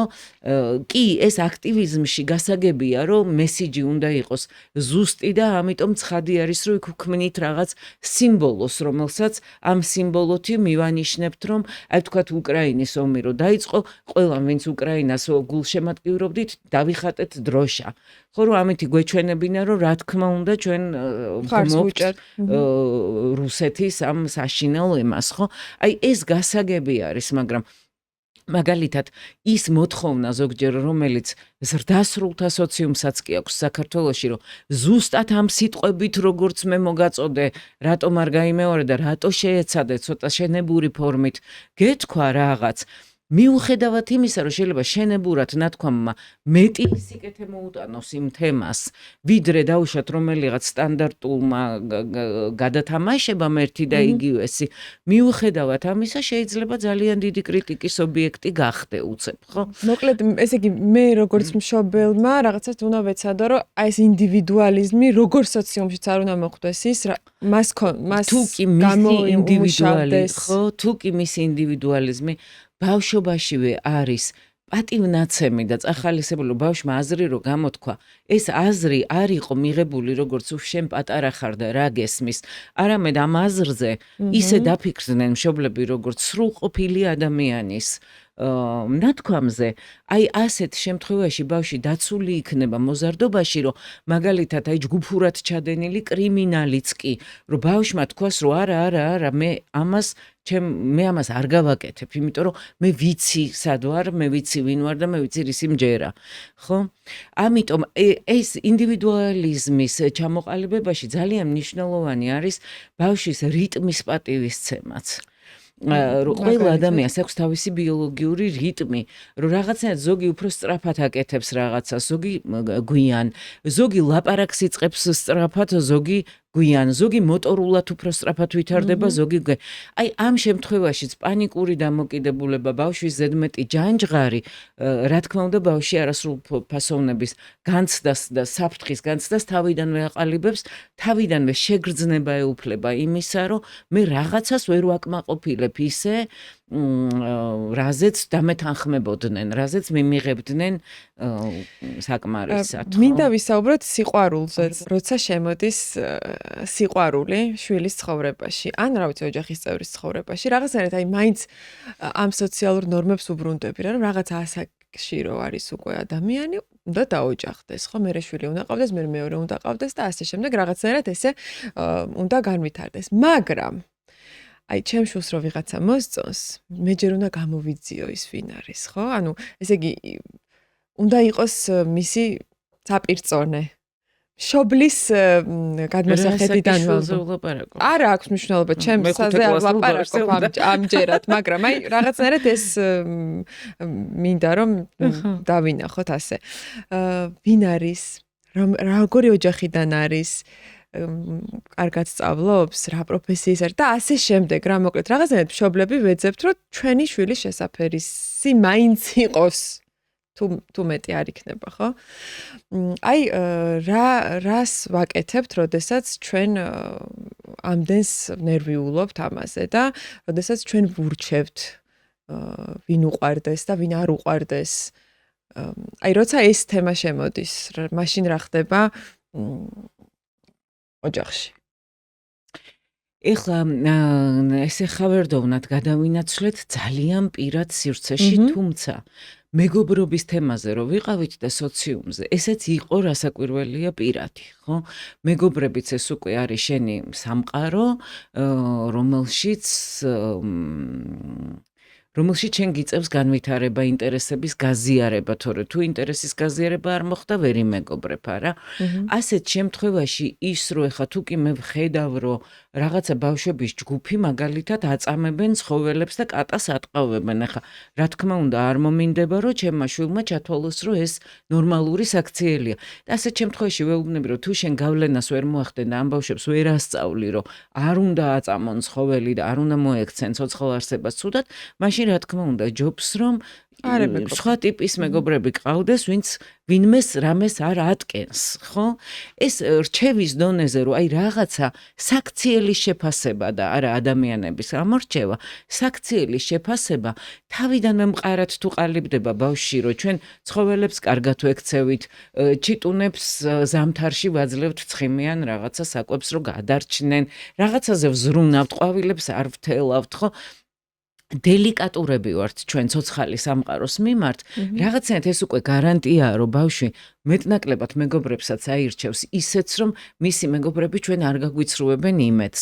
ამიტომ არ უნდა ვიშფოთოთ თუ ჩვენ ვიყავით ავტორიტეტულები ჩვენი შვილებისთვის და თუ იმათ ნახეს, რომ დავინახეთ ლამაზი ყვავილი, არ ვეცით და არ მოვგლიჯეთ, ხო? რომ დავინახეთ ცხოველი, პანჩური არ დავარტყით და არ ვატკინეთ ამ ცხოველს და თუნდაც სულაც არ მოგწონდა ეს ცხოველი დიდად ჩვენ სივრცეში, მაგრამ არ მოვქცევი ვარ სასტიკად ამ ცოცხალ არსებას. ეს ყველაფერი არის აი ავტორიტეტული ქცევა, რომელიც შედის შენი შვილის ღირებულებებში. ეხა როდესაც უკვე შევდივართ სიყვარულის სფეროში, ეს კიდევ უფრო ღრმა ინტიმური სფერო არის, სადაც აბსოლუტურად დაუშვებელი არის. არასწორი ქცევა რომ არის, ამაზე კი აღარ გავჩერდები. ფუჭი შრომა არის, იმიტომ რომ ჩვენ გვიყვარდება მაშინ, როდესაც ამ სიყვარულისთვის ვართ მზად და ჩვენ გვიყვარდება ის, რაც იმ წუთას გვაკლია და გვჭირდება და ობიექტი მხოლოდ განასახიერებს ჩვენს დანაკლისს. აქედან გამომდინარე, ობიექტი, რომელიც იმ წუთას შევარჩიეთ, რაღაცა ჩვენ შინაგან შიმშილს განასახიერებს და ამ შიმშილის გადაკეთება იმითი, რომ უიმე მე გავიკითხე და მაგისი დედა არ მომწონს თუ რაღაც, აი რაღაცნაირი ძალიან დიდი აბსურდია და კარგი არის თუ ამას გავაცნობიერებთ.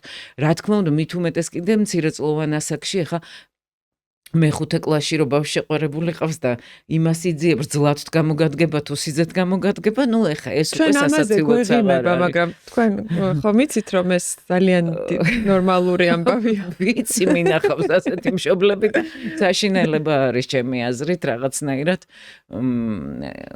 ხო, არ არის სწორი ჩემი აზრით, ცხადია. ხო, ასევე არსებობს მშობლები, რომლებიც ჯერ 14 წლის არის, რა დროს ამის სიყვარულია და არა, შენ არ წახვალ დღეს მასთან ერთად კინოში. ხო, არიან ასეთი მშობლებიც.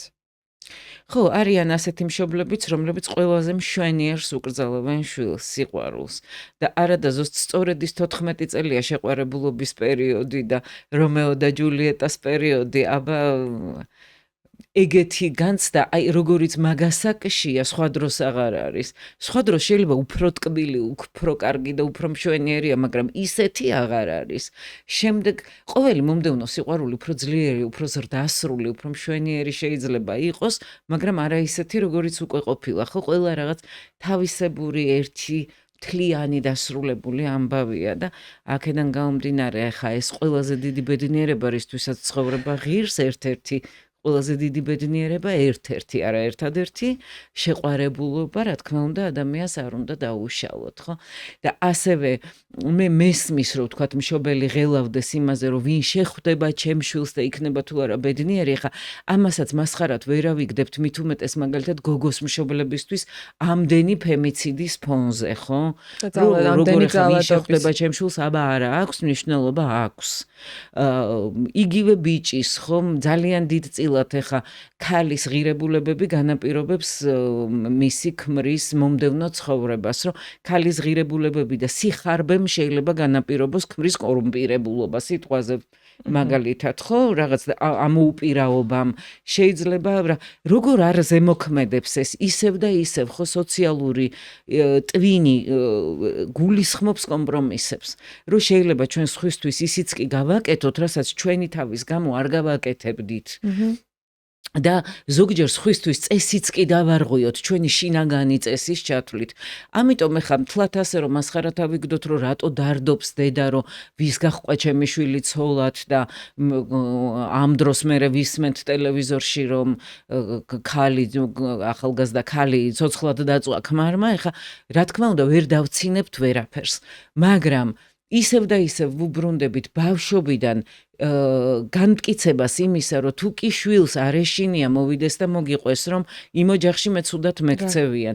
თუ კი შვილს შენი როგორც საყრდენის იმედი აქვს, თუ კი შვილს ხმის ამოღება არასოდეს დაუშალე, ასეთ შემთხვევაში ბევრად უფრო მისი პიროვნული ხაზების სიძლიერის მიხედვით თუ მასში პიროვნული ხაზები გაძლიერდა და განმტკიცდა, ბევრად მეტად ხარ დაზღვეული, იმიტომ რომ ის შენი მიცემული ძალა შენ შვილში ცხოვრობს და შენ გარედან ჩიჩინით კი არ გიწევს, რომ ის დაიცვა, არამედ ის უკვე დაცული გყავს შენი სწორი აღზრდით. და ბოლოს მინდა ვისაუბროთ იმაზე, რაც დასაწყისში ახსენეთ ჩვენი საუბრის, რომ შვილი არ არის მშობლის პროექტიო. შემიყვარდით. კარგი ყავა გვაქვს, ხო? კარგია. თავს პატივს სცემთ და აი თავს პატივი უნდა სცეს ადამიანმა და მერე სხვასაც სცემს პატივს. აქ შეიძლება და ყოფილიყო ამ ყავის რეკლამა. ამ ყავის რეკლამა შეიძლება და ყოფილიყო. ხო. და მინდა ვისაუბროთ შვილზე როგორც სიბერის გარანტიაზე, ასე ვთქვათ, რა ბჭყალებში, რა თქმა უნდა, როდესაც ადამიანი შეიძლება სრულად არ უნდა ეს მთელი სიცოცხლე ასე გაზარდოს შვილი, მაგრამ რაღაცნაირად მაინც აქვს იმედი, რომ ეს შვილი არის მისი რაღაცნაირი სიცოცხლის განმავლობაში მისი განუყოფელი ნაწილი, რომელიც საიმედოდ ყავს, რომ წავა ამ ქვეყნიდან, რა მოკლედ. ძალიან ხშირად გამიგია, რომ აი ეს მე მომივლის. და ეს ის შვილია, რომელიც მე რაღაცნაირად სიბერეში მომხედავს. ხო.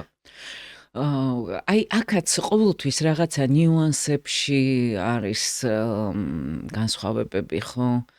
და აი ამ ნიუანსებზე არის ამ შემთხვევაში რას ვიტყოდი, რომ რასაკვირველია შვილის გაჩენა და შვილის ყოლა იმ თვალსაზრისით, რომ სიბერეში მარტო არ დავრჩა და წყლის მომწოდებელი მყავდეს, არ არის სწორი გადაწყვეტილება, იმიტომ რომ კარგი მშობლობა, სწორი მშობლობისება თუ კი არსებობს, ერთ-ერთი არის ის, რომ შენ იცოდე, რომ შვილი შენი საკუთრება არ არის და ის იმიტომ არ იბადება, რომ შენი მოლოდინები დააკმაყოფილოს. ის არ იბადება იმიტომ, რომ გაამართლოს ყველა შენი იმედი და გადაიქცეს შენს მომვლელად და შენი ცხოვრებით იცხოვროს. ესე იგი, შენ შეურჩიო მეგობრები, შენ შეურჩიო პროფესია, შენ შეურჩიო შეყვარებულიც კი და ახლა კიდევ სიბერეშიც შენ მოგხედოს, ხო? რასაკვირველია, ეს არის არასწორი, მით უმეტეს დღევანდელ საზოგადოებაში განსაკუთრებით ინსტიტუციებიც არსებობს და ყველაფერიც და შეიძლება მომვლელიც იქირაოს ადამიანმა და ყველაფერს თვითონ მიხედოს, თუ კი მივაღწევთ ამ სიბერემდე, აქედან გამომდინარე ეს, რომ მაგალითად ვისაც შვილი არ აყავს, არავინ მიხედავს და მარტო იქნება, არ არის სწორი, იმიტომ რომ ან მეგობარი ეყოლება, ან ნათესავი და ან ბოლო-ბოლო ინსტიტუცია, ნორმალურ სახელმწიფოში თუ ცხოვრობს ადამიანი, მით უმეტეს რა პრობლემაა? დაბერება და არც ის არ არის გარანტია, რომ შენ შეიძლება 10 შვილი გააჩინო, მაგრამ შენს გვერდით არავინ არ აღმოჩნდეს რაღაც კონკრეტულ წამს, იმიტომ რომ ჩვენი მარტოობა, ჩვენი გარანტირებული სინამდვილე არის ასევე, ხო? როგორც მარტო დავიბოდეთ, ისე მარტო ძველი რაჭული ანდაზა ამბობს ამასაც, ხო? ისე მარტო აღვესრულებით და ამ ჩვენს მარტოობას ვერასდროს ვერავინ ვერ ამოავსებს. თუმცა მეტაფორულად ის, რომ რაღაცა ჩემი გრძელდება სადღაც, ეს არის ერთგვარი უკვდავების მეტაფორა ადამიანში, რომელსაც თავის შვილში ხედავს სიცოცხლის გაგრძელებას და სხვათა შორის ამგვარი მეტაფორა შეიძლება იყოს ორგანოთა ტრანსპლანტაციაშიც, ხო? რომ აი რაღაცა ვიღაცაებში გავაბნიე, ვიღაცას ჩემი ღვიძლი აქვს, ვიღაცას ჩემი თირკმელი, ვიღაცას რაღაც, აი ძალიან საინტერესო არის სხვათა შორის ეს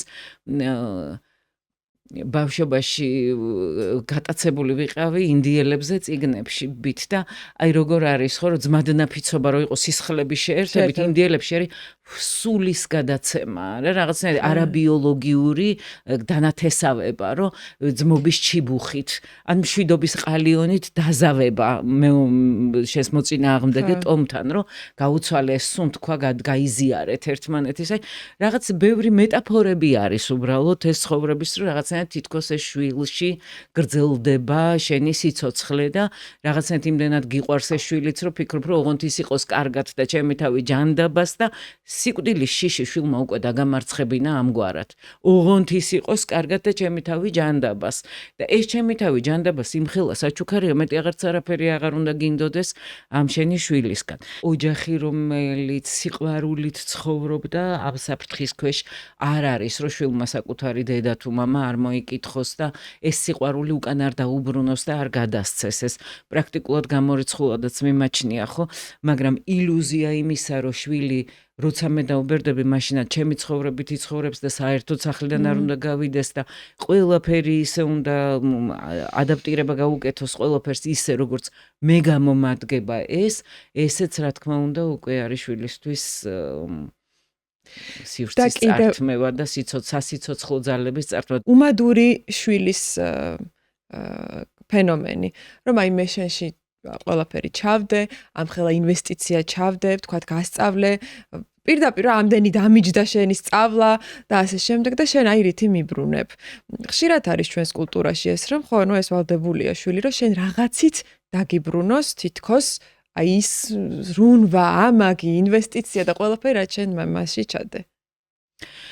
ნუ ეხლა აქ ცოტა შავად ვიხუმრებ, რომ არავინ არავისი ვალდებული არ არის, ხო შვილმა შეიძლება ისიც გისაყვედუროს, რას მომათრია ამ ქვეყანაზე საერთოდ ვინ გთხოვა, ხო? ნუ ხუმრობით, რა თქმა უნდა. არავინ სიყვარულში ერთმანეთის ვალში არ არის, იმიტომ რომ შვილი თავისი არსებობით უკვე გვაძლევს ბედნიერებას, თორე შეიძლება შვილს მაგალითად სულაც არ ქონდეს ისეთი გარანტირებული ჯანმრთელობა, რომ მშობელმა დააფუძნოს რაღაცა ის, რომ აი ხა ეს ჩემი შვილი გაიზრდება, გამდიდრდება, კიდეც მომივლის, კიდეც რაღაცა, ხო? მაგრამ ეს აბსოლუტურად არ აუქმებს დედის და მშობლობის ბედნიერებას. იმიტომ რომ სიყვარული უპირველესად არის ზრუნვის გაცემა. ადამიანებს აი ზრუნვის გაცემა, მისი ინსტინქტი რაღაც მომენტში ისე აწუხებთ, რომ შეიძლება ცხოველს ჩაანაცვლებინონ ობიექტი, ცხოველი აირჩიონ, ხო? რომლისგანაც არ მოელიან, რომ ეხლა ჩემი ძაღლი ბომბორა გაიზრდება და მომივლის მერეო, არა?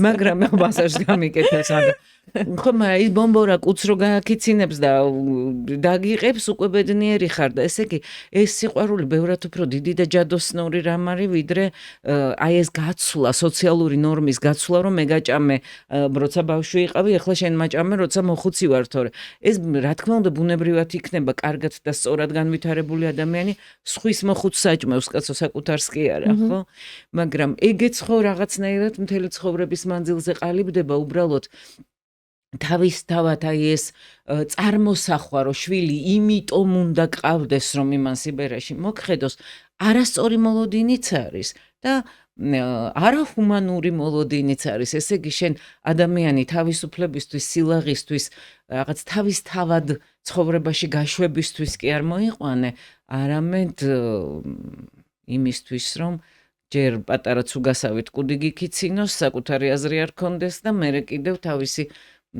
შენი სიბერის ესე გქონდეს წარმოდგენილი, თორე შეიძლება ყოველმა შვილმა იმაზე მეტი გაგვიკეთოს, ვიდრე ჩვენ მოვითხოვეთ ან წარმოვიდგინეთ. ეგრეა.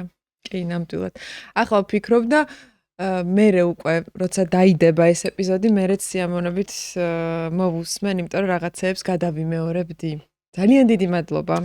მადლობა. დავასრულეთ. ძალიან დიდი მადლობა. იმედი მაქვს, რომ შვილებისთვისაც საინტერესო იყო, მშობლებისთვისაც და ის რატომაც ჩვენი პოდკასტი არსებობს, იმედი მაქვს არ გაგიცრუეთ ეს თქვენი მოლოდინები. ნათია ფანჯიკიძე იყო ჩვენი სტუმარი. დააწყაპუნეთ, მოიწონეთ, გამოიწერეთ, დაგვიტოვეთ კომენტარები, დაგვიწერეთ თქვენი აზრი და გამშვიდობებით მომავალ შეხვედრამდე.